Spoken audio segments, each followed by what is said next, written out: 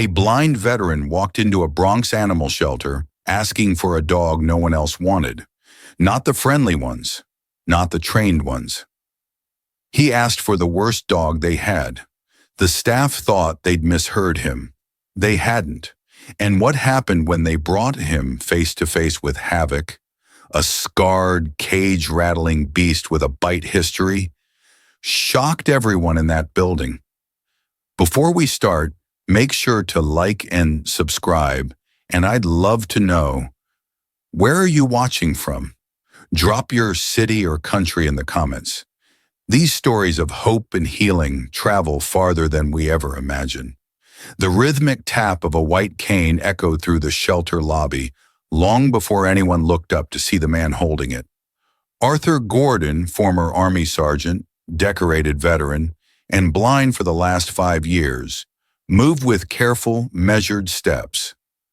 His left hand traced the wall's texture, painted cinder block cool beneath his fingertips. His right hand gripped the cane that had become his eyes.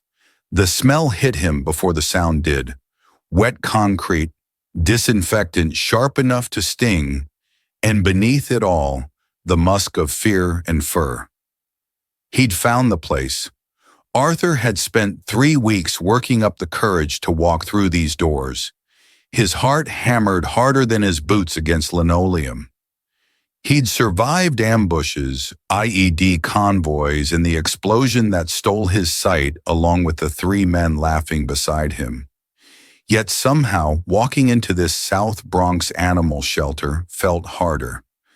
Maybe because this time he wasn't fighting an enemy.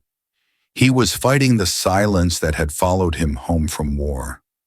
The emptiness that breathed louder than any firefight ever had. A woman's voice approached, warm, slightly rushed, tinged with the particular exhaustion of nonprofit work. "Mr. Gordon, you made it. Welcome to Hope Haven." Arthur nodded, offering a small smile that didn't quite reach where his eyes used to focus. "Just Arthur, please." "Perfect. I'm Jacqueline. I'll be helping you today." Papers rustled. "We have several wonderful dogs ready for placement. Calm, well-socialized. Some even have basic obedience training. We'll find you someone gentle." Arthur's fingers tightened slightly around the cane's handle. "I'm not looking for gentle," he said quietly. "I'm looking for honest." Jacqueline hesitated, her footsteps pausing mid-stride. "I'm not sure I understand." "I don't need a dog that's been trained to pretend everything's okay," Arthur continued, his voice steady despite the tremor underneath. "I need one that knows what it's like when everything isn't." The silence stretched, uncomfortable and confused. Finally, Jacqueline cleared her throat. "Well, let's start with the kennels. You can meet a few and see who responds to you."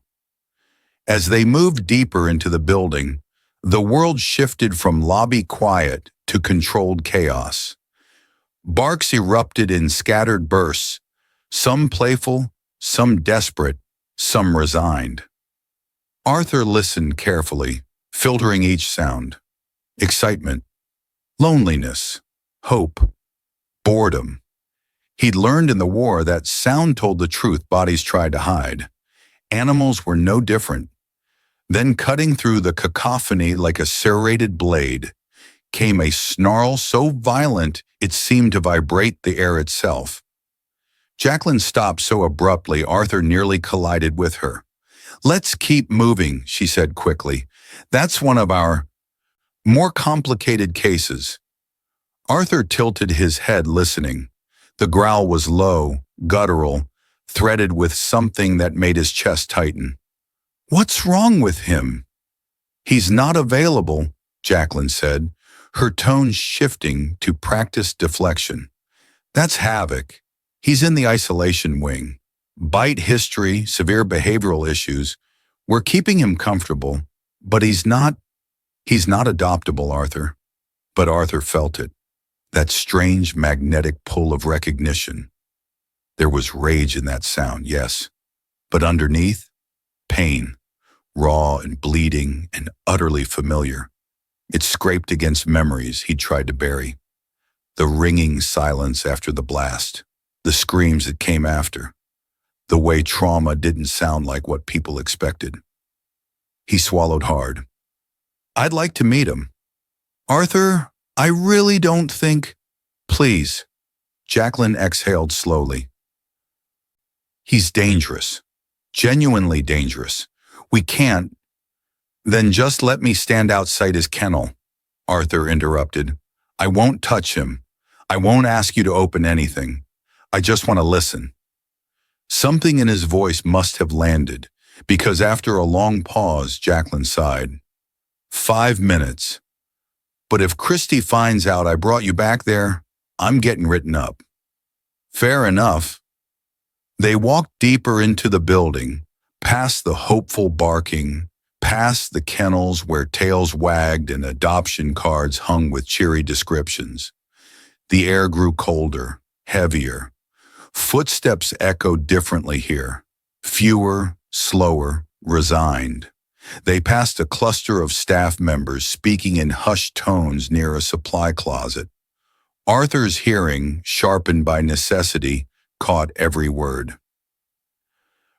Did you see what Havoc did to the kennel door this morning? Bent the bottom corner. That dog's a monster. Director says we can't put him down. Something about every life has value. But I'm telling you, nobody's going near him. Not anymore. Lois tried to feed him yesterday. He nearly took her hand off through the slot.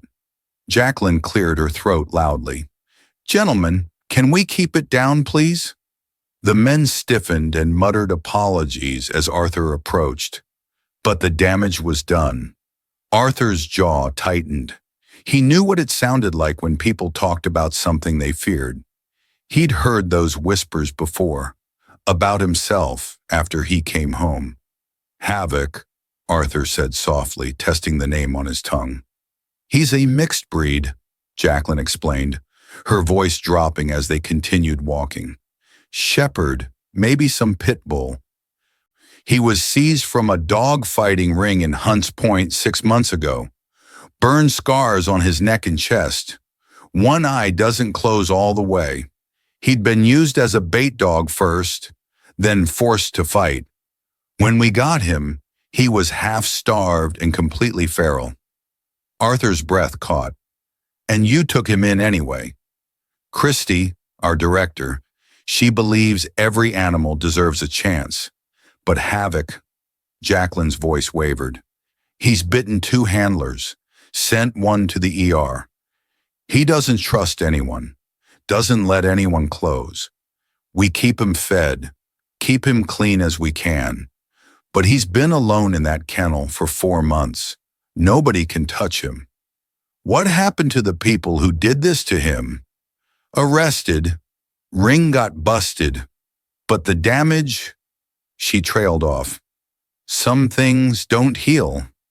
Arthur nodded slowly. He understood that better than anyone. They stopped walking. The air here felt different, charged, expectant. Arthur could hear it now, heavy breathing, the scrape of claws on concrete, the subtle shift of weight from paw to paw. Havoc knew they were there. He's right in front of us, Jacqueline whispered, behind 2 sets of reinforced bars. Please don't get any closer. For a moment, nothing happened. The shelter sounds faded to background noise. Arthur's world narrowed to the breathing on the other side of the steel. Then, without warning, Havoc exploded. The impact shook the entire kennel structure, a massive body slamming into bars with enough force to rattle Arthur's bones. Snarling erupted like a wildfire, teeth snapping, claws scrabbling against metal. The sound was primal, terrifying, absolutely unhinged. Jacqueline gasped and grabbed Arthur's arm. Arthur, back up! But Arthur didn't move. His heart was racing, yes. His hands were trembling, absolutely. But he wasn't afraid. Not of this. Because beneath the fury, Beneath the violence, he heard something else, something the staff had stopped listening for. Havoc, Arthur said quietly. Just the name, nothing more. The snarling faltered, just for a heartbeat. Arthur, please, Jacqueline started. Havoc, Arthur repeated, his voice steady. I hear you. The dog went utterly still. Jacqueline's breath caught. That's never happened before. The silence stretched thin and fragile. Then so quietly Arthur almost missed it beneath his own pulse, came a sound that froze everyone in the hallway. A whine. Low, broken, threaded with confusion, and something that sounded almost like hope. Arthur smiled, small, sad, and understanding. There you are, he whispered. Footsteps pounded down the corridor. What the hell is going on back here? A new voice, sharp, authoritative, protective. Jacqueline, did you bring a visitor to the isolation wing? Christy, I can explain. He's blind, Jacqueline. What were you thinking? But Arthur had stopped listening to the humans, because in the space between their arguments, Havoc had pressed his scarred face against the bars, and his breathing had changed. Not calm. Arthur wouldn't insult him by calling it that, but listening. Trauma recognized trauma. And for the first time in 5 years, Arthur Gordon didn't feel quite so alone. Christy Alvarez had run Hope Haven for 12 years, and in that time, she'd seen nearly everything. Hoarder cases, abuse survivors, dogs so shut down they'd forgotten how to be dogs. But she'd never seen anyone stand calmly in front of Havoc's kennel and smile. Jacqueline, Christy said, her voice tight with controlled frustration. A word. Now. Jacqueline stepped back reluctantly, throwing Arthur an apologetic glance he couldn't see. Their footsteps retreated down the corridor, voices dropping to urgent whispers that still carried in the concrete acoustics. He asked to meet him, Jacqueline hissed. He was insistent. He's blind, Jacqueline. If Havoc breaks through, I know, but you didn't see it. Havoc stopped. Dogs don't just stop. Arthur tuned them out, because Havoc was still there, breathing on the other side of the bars. Heavy, measured breaths now. The rage had drained away, leaving something rawer behind. Confusion, wariness, and beneath it all, something Arthur recognized from his own reflection before he'd lost the ability to see it. Bone-deep exhaustion. You're tired, aren't you? Arthur said quietly, not moving closer. Tired of being angry. Tired of scaring people. Tired of being alone. Havoc shifted his weight. Arthur heard claws scrape concrete, then resettle. Not pacing, not attacking, just adjusting. Like the dog was trying to figure out what to do with a human who didn't flinch, didn't threaten, didn't leave. I get it, Arthur continued, his voice barely above a whisper. After a while, it's easier to stay angry, safer, because if you're angry, you don't have to feel everything else underneath. A soft huff of breath, not aggressive, almost listening. Arthur's throat tightened. He'd given this exact speech to the VA counselor who'd tried to convince him that isolation wasn't healing. He'd been discharged from the session 15 minutes later. Some truths were easier to speak to a scarred dog than to people who wanted you to be okay. The whispered argument behind him intensified. Protocol exists for a reason. Saw it with my own eyes. Liability we cannot afford. Arthur ignored them. They're scared of you, he told Havoc. Not because you're bad, because they don't know how to help you. And when people don't know how to help, they call you dangerous. They call you broken. His fingers tightened around his cane. They call you unadoptable. The word landed heavy in the space between them.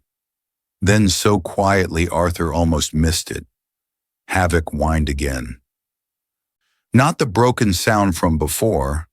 This was different, questioning, like the dog was asking, "Do you really understand? Or are you like the others who pretend to care and then walk away?"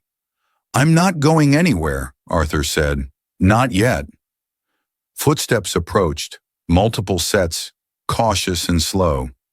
Arthur heard equipment rattling. A tranquilizer kit, probably. Someone preparing for the worst. "Mr. Gordon," Christie's voice came from his left, professional but strained. "I need you to step away from the kennel." "He's calm," Arthur said simply. "He's never calm." "He is right now." Christie moved closer, and Arthur heard her sharp intake of breath. "Lois, are you seeing this? He's just sitting there." Another voice whispered. Lois, the handler who'd nearly lost her hand yesterday. Watching him. I've never seen Havoc sit still for more than 5 seconds. Arthur tilted his head slightly. He could hear it now, the subtle shift of fabric against fur. Havoc had sat down, not cowering, not submissive, just present. The way soldiers sat in the aftermath of firefights when the adrenaline drained and exhaustion took over. "What did you do?" Christie asked, her voice softening despite herself. "Nothing," Arthur said honestly. "I just listened." "That's impossible. Havoc doesn't—" Christie stopped mid-sentence. Through the bars, barely audible, came the sound of a tail thumping once against concrete. Tentative, uncertain, but unmistakable. The hallway went silent. Even the distant barking from the main kennels seemed to pause, as if the entire shelter was holding its breath. Havoc's tail thumped again. Jacqueline's voice cracked. "Oh my God!" Christie said nothing. For a long moment, no one moved. The impossible had just happened in a concrete corridor in the South Bronx, and nobody knew what to do with it. Finally, Christie exhaled slowly. "Arthur," she said carefully, "I think we need to talk." Arthur smiled, genuinely this time. "I think we do." Behind the bars, Havoc settled onto his haunches fully, his breathing evening out. Still wary, still scarred, still dangerous to everyone else in that building. But for the first time in 6 months, the worst dog in the shelter wasn't alone. They moved to Christie's cramped office, a converted storage room that smelled of old paper and desperation. Arthur sat in a metal folding chair while Christie pulled Havoc's file, the pages rustling with a weight that went beyond paper. "Before we discuss anything," Christie began, "you need to understand what you're dealing with." Arthur nodded. "I'm listening." Havoc was seized from a dogfighting operation in Hunts Point, NYPD raid 6 months ago. She paused. "He wasn't a fighter at first. They used him as a bait dog, tied down, let other dogs attack him to build their aggression. The burn scars on his neck? Cigarettes, someone's idea of training." Arthur's jaw tightened. His hands, resting on his cane, began to tremble. When he got too damaged for bait, they forced him to fight. He won enough to stay alive. Christie's voice dropped. But winning meant surviving, and surviving meant becoming the thing they wanted him to be. The words settled heavy in Arthur's chest. He knew that transformation intimately, knew what it meant to be broken down and rebuilt into something weapon-shaped. The Army called it training. The dogfighters called it conditioning. The result was the same.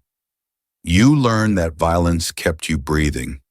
"After the blast," Arthur said quietly, "after I woke up in the hospital and realized I'd never see again, I spent 8 months convinced I died, that this was hell." He swallowed hard. "The men who died next to me, Martinez, Chen, Rodriguez. They got the easy part. I got to live with the sound of their voices cutting out mid-laugh. Christy went very still. Darkness isn't the absence of light, Arthur continued. It's the presence of everything you can't escape. Every breath sounds like a countdown. Every footstep could be a threat. Your body stays at war even when the war is over. Arthur, Havoc understands that. I could hear it. Silence stretched between them. Finally, Christy exhaled.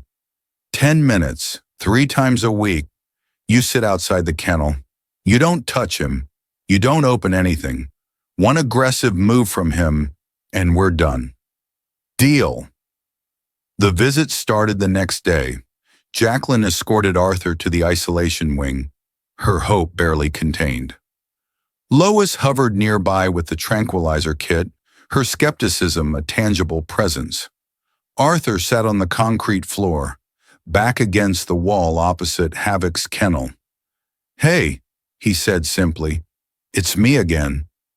Havoc paced, metal scraped, breath came fast and suspicious. "I know you don't trust this," Arthur said. "I wouldn't either, but I'm going to keep showing up, not to fix you, not to make you into something you're not."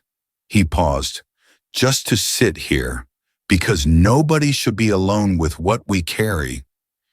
He talked about the convoy, about the taste of sand and copper, about the ringing silence that came before the screaming started, about waking up blind and wishing he hadn't woken up at all.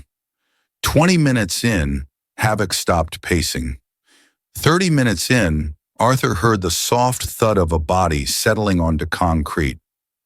Havoc had lain down. Jacqueline, watching from a safe distance, pressed her hand to her mouth. Lois's grip on the tranquilizer pole loosened slightly, confusion crossing her face. "Impossible," Lois whispered. "It's happening," Jacqueline countered. But when Christy reviewed the security footage that evening, her expression hardened. She saw connection forming. She saw rules bending.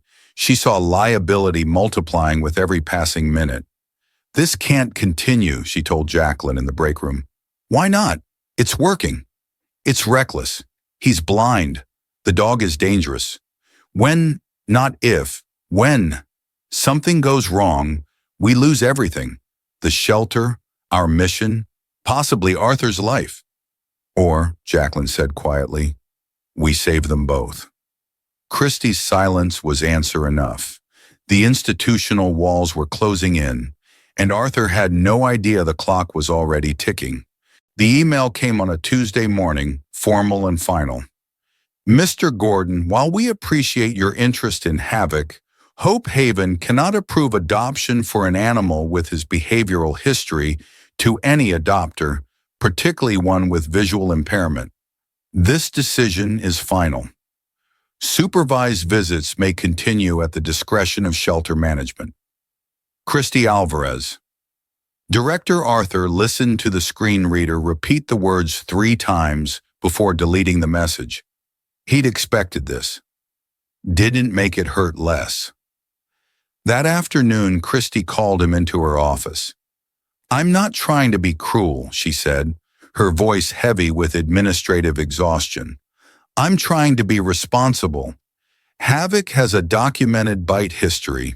You can't see his body language, can't read warning signs. If he attacks—" "I know what danger sounds like," Arthur interrupted quietly. "I spent 2 tours listening for it. IEDs don't announce themselves. Enemy fire doesn't give warnings. But I learned to hear the difference between threat and fear, between attack and defense." He leaned forward slightly. "Havoc isn't dangerous.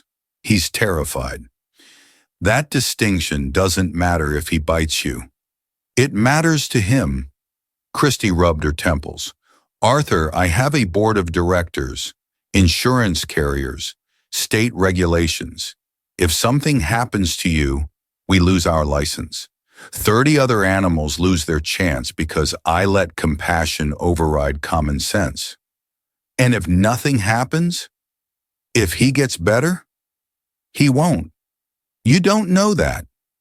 Yes, Christy said firmly. I do. The conversation ended there. But the visits didn't stop. Week 3 brought a shift even Lois couldn't deny. When Arthur's cane tapped down the corridor, Havoc stopped pacing before Arthur reached the isolation wing. By the time Arthur settled onto the floor, Havoc was already sitting, waiting, his breathing steady and expectant. "He knows your footsteps," Jacqueline whispered, wonder threading through her voice. Arthur smiled. "We know each other's rhythms now." But everything changed on a Thursday afternoon when Jody, a new volunteer, moved too quickly past Havoc's kennel while carrying food bowls. The sudden motion triggered something primal. Havoc lunged at the bars, not with teeth, but with his entire body, positioning himself between Jody and Arthur. Jody screamed and stumbled backward, bowls clattering. "Don't move!" Lois shouted, tranquilizer pole already raised. But Havoc wasn't attacking. He stood rigid, hackles raised, eyes locked on Jody, but his body angled protectively toward Arthur. A living barrier. His growl wasn't aggression. It was a warning. Stay away from him. Arthur's breath caught. "Havoc, easy. She's okay." The dog's ears swiveled toward Arthur's voice. The growl softened, confusion replacing aggression. Slowly, deliberately, Havoc sat down again, though his gaze never left Jody. The hallway went silent. "He protected you," Jody breathed, tears streaming down her face. "Oh my God, he protected you." Lois lowered the tranquilizer pole slowly, her hands shaking. "That's not possible. He doesn't protect anyone. He attacks everyone." "Not anymore," Jacqueline said quietly. But Christy, reviewing the incident report that evening, saw something different.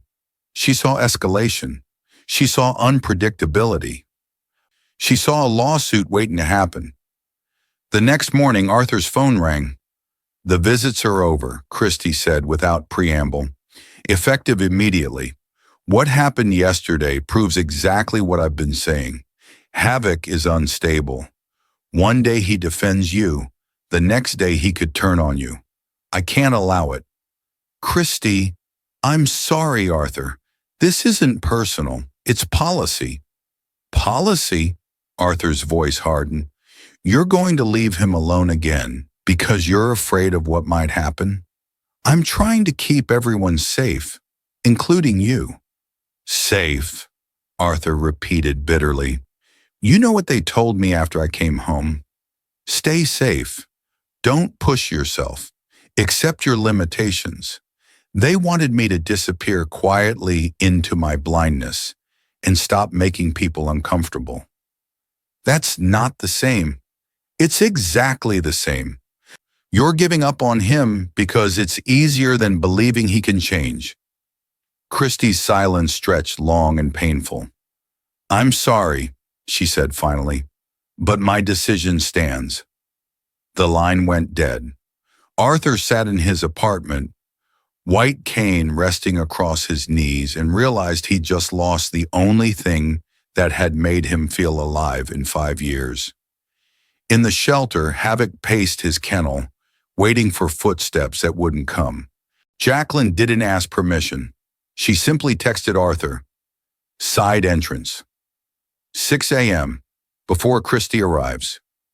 For 2 weeks, they operated in the margins, early mornings and late evenings, whenever Christy's schedule allowed gaps. Lois turned a blind eye.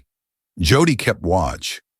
Even the maintenance staff started timing their rounds to give Arthur and Havoc privacy. The sessions stretched longer now. 30 minutes became an hour. Arthur talked less about the war and more about the after, the part nobody warned you about. "The nightmares don't stop," he said one morning, his voice raw from a sleepless night. You'd think after 5 years they'd fade. But last night I heard Martinez screaming again, felt the heat on my face, smelled burning metal and flesh. His hands trembled against his cane. I woke up convinced I'd gone back, that I'd never actually left. Havoc moved closer to the bars. Arthur heard the shift. No longer the wary pacing of their early days, but deliberate, purposeful movement. Then something new, a soft pressure against Arthur's extended fingers. Havoc's nose pressed through the gap in the bars. Arthur froze, his breath caught. Slowly, carefully, he turned his hand palm up. Havoc's scarred muzzle rested against his skin. Warm, solid, trembling slightly. Not from fear, from the monumental effort of trusting. There you are, Arthur whispered, tears sliding down his face. I've got you. They stayed like that for 5 full minutes. Contact, connection, proof that broken things could still reach for each other. Week 4 brought a leash. Lois attached it to Havoc's collar through the kennel's feeding slot, while Arthur stood 10 feet back. The dog who'd sent 2 handlers to the hospital stood perfectly still, watching Arthur with his mismatched eyes. Okay, Lois breathed. This is insane, but okay. Arthur approached slowly, hand extended. Havoc sniffed his palm, then pressed his head into it. Arthur's fingers found the burn scars, the places where cruelty had left its permanent mark. He traced them gently. Me too, Arthur said quietly. I've got scars you can't see, but they're just as real. Havoc leaned into the touch, a low rumble building in his chest. Not aggression, but something Arthur hadn't heard before. Almost like a purr. Comfort, trust. Jacqueline watched from the doorway, phone recording every second. Christy needs to see this, she whispered to Lois. Christy won't care, Lois replied, but her voice lacked conviction now. The weather shifted that afternoon. Storm clouds gathered over the Bronx, heavy and bruised. Inside the shelter, lights flickered during feeding time. Electrical's been wonky all week, Jody mentioned, flipping a breaker switch. Super said it's the old wiring. Building's got to be 60 years old. Someone should check the isolation wing, Lois said. Those kennels are on a separate circuit. I'll add it to the list, Jody replied. But the list was always long, and the budget was always short. That evening, Arthur sat filling out what Christy called hypothetical paperwork, fostering applications she'd never approved but couldn't legally refuse to provide. The shelter emptied around him. Staff filtered out, exhausted from another endless day. Jacqueline squeezed his shoulder before leaving. Lock up when you're done. Storm's coming. Arthur nodded, listening to the building settle into nighttime quiet. In the isolation wing, Havoc slept for the first time in months without pacing himself into exhaustion. Outside, thunder rumbled. Inside, old wiring sparked behind drywall. Neither man nor dog heard the danger building in the walls. The silence was what Arthur noticed first, how the shelter sounded when it emptied of human voices. Just dogs breathing, paws shifting, the occasional dream whimper. And beneath it all, the building itself, pipes creaking, HVAC humming, the electrical buzz most people never heard. Arthur signed the last form he couldn't see, his signature a practiced muscle memory. 9:15 p.m. He should go home, should call the accessible taxi service, navigate back to his apartment, pretend tomorrow wouldn't bring another rejection letter from Christy. But leaving meant leaving Havoc, and he wasn't ready for that yet.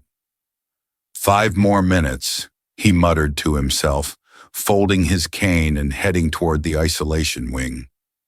The lights flickered. Arthur paused mid-step. The hum of electricity shifted, voltage dropping, circuits struggling, then steady again. Probably nothing. Old buildings did that. He continued walking, one hand trailing the wall. Havoc, you still awake? A soft chuff answered him. Arthur smiled. Yeah, me too. Can't sleep when it's quiet. Funny how that works. The lights flickered again. Longer this time. Then Arthur smelled it. Smoke. Faint but unmistakable. The acrid tang of burning plastic and wire insulation. His military training kicked in before conscious thought. Fire, electrical, spreading through walls where water couldn't reach it. Shit! Arthur's heart rate spiked. He turned, orienting himself toward the exit, then froze. The alarm should have triggered. Why hadn't the alarm triggered? As if answering his question, the fire alarm finally shrieked to life. But wrong. Sporadic. The sound cutting in and out like the system itself was dying. Emergency lights should have activated, they didn't. Then the power died completely. Darkness meant nothing to Arthur, but the sudden explosion of panic barking meant everything. 30 dogs screaming in terror, their world gone black and filled with smoke and wrong smells. Metal rattled as bodies threw themselves against kennel doors. The sound was deafening, disorienting even for him. Arthur pulled out his phone, fingers finding the emergency button by touch. Fire at Hope Haven Animal Shelter, 847 Prospect Avenue. Multiple animals trapped. I'm inside. The call dropped. No signal. The building's metal structure and failing electrical system created a dead zone. He was alone. Arthur's breathing quickened. Training said, "Get out, don't be a hero. You're blind in a burning building." But his heart said something different. His heart was screaming one word: Havoc. The isolation wing was deeper in the building. Separate circuit, separate ventilation. If the fire started in the main electrical room, and that smoke smell suggested it had, Havoc's section might not have emergency protocols at all. Havoc was trapped in the dark, surrounded by smoke, in a kennel he couldn't escape. And no one else knew Arthur was still here. No one else was coming. Arthur's hands trembled as he unfolded his cane. Heat was building now, the air temperature rising with terrifying speed. Smoke thickened, making each breath a challenge. Every instinct screamed at him to run, to feel his way to the exit he'd memorized to save himself. Instead, Arthur turned toward the isolation wing. "I'm coming," he shouted, though he didn't know if Havoc could hear him over the chaos. "I'm coming. Don't give up on me." He ran blind into the fire, white cane tapping frantically, lungs already burning, toward the one thing in this world that understood what it meant to survive when survival seemed impossible. Behind him, the main kennel area erupted in flames. Ahead of him, Havoc's snarls turned to desperate, terrified howls. And Arthur Gordon, who'd survived 2 wars, chose to walk straight into a third. The smoke was a living thing, clawing at Arthur's throat with every breath. His cane swept frantically, left, right, searching for the wall he'd memorized. Heat pressed against his face like an open oven. Somewhere behind him, wood cracked and crashed. The ceiling was coming down. "Havoc!" Arthur's voice shredded raw. "Where are you?" A howl answered, pure terror, wrapped in rage, wrapped in desperation. Arthur's heart lurched. There. He stumbled forward, cane catching on debris he couldn't see. His shin cracked against something metal. Pain exploded, but he didn't stop. The isolation wing was an inferno. Arthur felt the heat intensifying, the air turning hostile. His hands found the wall, then the bars of Havoc's kennel. The metal was already hot to the touch. "I'm here," Arthur shouted. "I've got you." Havoc slammed against the kennel door, snarling and yelping. Arthur's fingers scrambled for the latch, the complex mechanism designed to keep dangerous dogs contained. His hands shook. Smoke filled his lungs until coughing doubled him over. The latch was stuck, warped by heat. No, no, no. Arthur threw his weight against it. His palms screamed as metal seared flesh. The smell of his own skin burning registered dimly beneath the smoke. He pulled harder, ignoring the pain, ignoring everything except the terror in Havoc's cries. The latch gave. The door swung open. For one infinite second, Arthur waited for Havoc to bolt past him. Every instinct said the dog would run, would save himself, would leave the blind man who couldn't follow. Instead, Arthur felt something press against his leg, hard, insistent, Havoc's body, solid and trembling, pushing into him. "What are you?" Arthur's words cut off as Havoc grabbed his wrist, not biting, holding, and pulled. The message was unmistakable. "Follow me." Arthur's fingers found the leather collar. Okay, I trust you. Get us out." Havoc moved with terrifying certainty. He pulled Arthur left, away from the path Arthur thought led to safety. Arthur stumbled, trusting beyond logic. Smoke blinded what Arthur couldn't see anyway. Heat roared on all sides. Havoc jerked him right.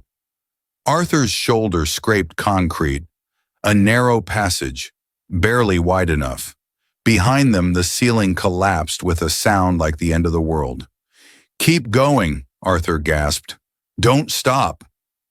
Havoc navigated through hell with the precision of a dog who'd spent 6 months memorizing every inch of his prison. He guided Arthur around falling beams Arthur's cane never touched, past walls of flame, through corridors that shouldn't have existed. Arthur's lungs were failing. His legs buckled, but Havoc's grip on his wrist never loosened. The dog was dragging him now, pulling with strength born of absolute determination. Then air, real air, cold and clean. Havoc hauled Arthur through a side exit Arthur hadn't known existed. They collapsed together onto wet concrete. Rain poured from the night sky. Arthur coughed until he tasted blood. His hands were ruined, his clothes smoking. Havoc pressed against him, whining, licking Arthur's face with desperate insistence. "Are you alive? Stay alive! Stay with me!" Sirens wailed closer. Voices shouted. Footsteps pounded toward them. Arthur wrapped his arms around Havoc's scarred neck and held on. "You saved me," he whispered. "You came back for me." Havoc's tail thumped once against the ground. Behind them, Hope Haven's roof collapsed in a shower of sparks and smoke. But the worst dog in the shelter and the blind veteran who'd asked for him were already home, wrapped around each other in the rain, refusing to let go. The paramedics tried 3 times to separate them. "Sir, we need to treat your burns." "He stays," Arthur rasped, his ruined hands still buried in Havoc's fur. "The dog needs to be restrained. Touch him, and I'll walk out of here." Arthur's voice left no room for negotiation. The lead paramedic looked at the dog wrapped protectively around the blind veteran, then at the burning building behind them, and made a decision that would end up in every news report that followed. "Fine, but he rides in the ambulance." Havoc never left Arthur's side, not in the rig, not in the ER. When nurses tried to lead Arthur to a treatment room, Havoc growled, low, warning, absolute. A security guard reached for his radio. "Wait!" Captain Rodriguez, the firefighter who'd pulled them from the rubble, stepped forward. "I need to tell you what I saw." He described finding them in the rain, described the exit they'd used, a maintenance corridor blocked by fallen shelving that only something small and determined could have navigated. Described the burn patterns showing they'd come from the isolation wing, through the heart of the fire. That dog didn't just escape, Rodriguez said quietly. He led a blind man through an inferno using a route I wouldn't have found with full gear and a flashlight. He saved that man's life. The security guard lowered his radio. Havoc was allowed to stay. Christy arrived at the hospital at 2 a.m., still in her pajamas, mascara streaked down her face. She'd been called by firefighters. 30 dogs rescued. Building destroyed. One man and one unadoptable dog had saved each other. She found them in a recovery room. Arthur's hands wrapped in gauze, Havoc sprawled across his feet, both of them sleeping. Christy sank into a chair and wept. Jacqueline found her there an hour later. "He was right," Christy whispered. "About everything. I was so afraid of liability, of what might happen, that I almost let something beautiful die." "You were trying to protect people." "I was trying to protect myself." Christy wiped her eyes. "From being wrong, from taking risks, from believing that broken things could heal." She looked at Arthur and Havoc. "I failed them both." "You can fix it," Jacqueline said softly. The adoption papers were signed in Arthur's hospital room.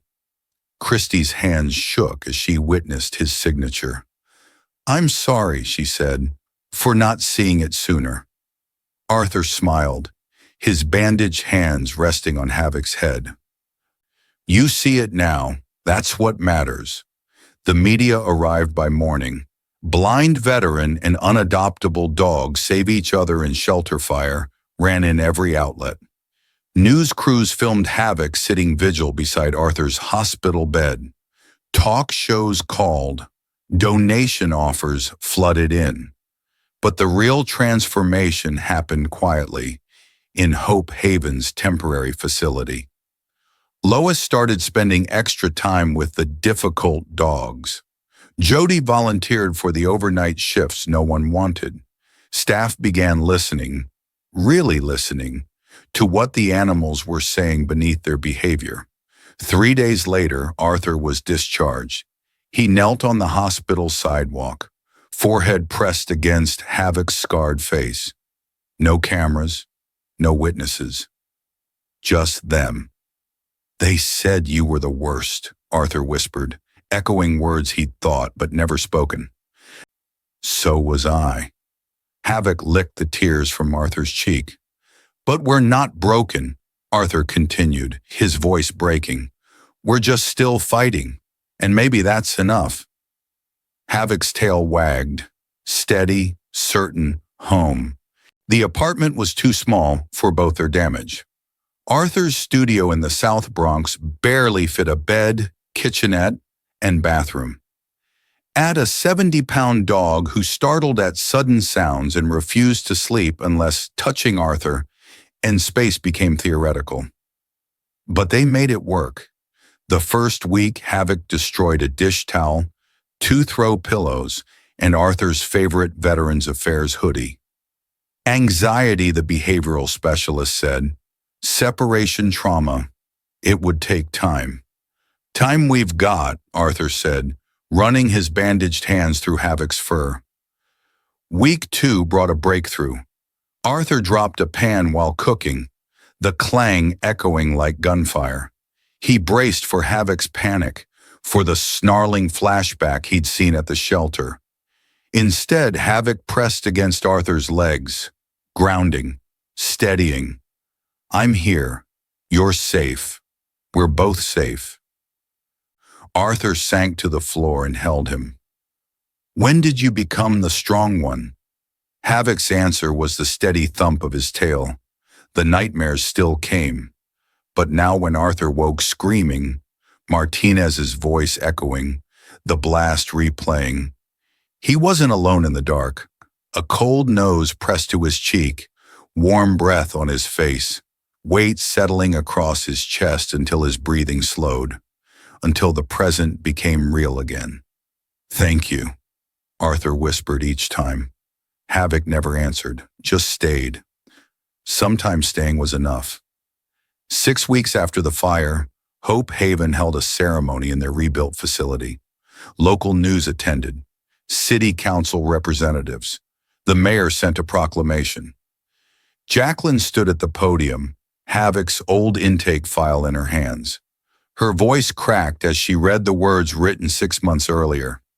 Havoc, mixed breed, approximately 4 years old, seized from fighting ring, severe aggression, bite history, handler notes, extremely dangerous, unadoptable, recommend permanent isolation or humane euthanasia. She lowered the paper, tears streaming. That was the dog we saw, but Arthur Gordon saw something different. He saw a survivor. He saw himself. The crowd applauded. Arthur stood at the front, Havoc sitting pressed against his leg. The dog wore a service vest now. In training, emblazoned across his back. Official, legal, home. Christy approached, placing something in Arthur's hands. A certificate, though he couldn't read it. It says Havoc is yours. Officially, permanently, no conditions. And for what it's worth, her voice broke. Thank you for not giving up. On him. On us. On believing broken things deserve another chance. Arthur's throat tightened. I didn't save him. I know, Christy said softly. That evening, Arthur and Havoc walked through the Bronx streets. No destination, no purpose except movement. Healing wasn't linear. It was this, one step, then another together.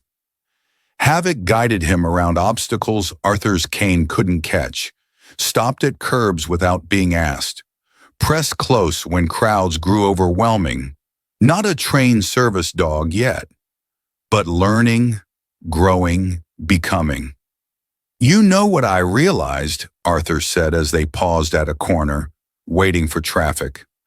I walked into that shelter thinking I was there to rescue you, that I'd be the hero in this story. Havoc's tail swished once. But you rescued me, Arthur continued, his voice thick with emotion. You pulled me out of that fire, and you've been pulling me out of the darkness ever since. The light changed. Havoc stepped forward confidently, guiding Arthur across the street. So where do we go from here?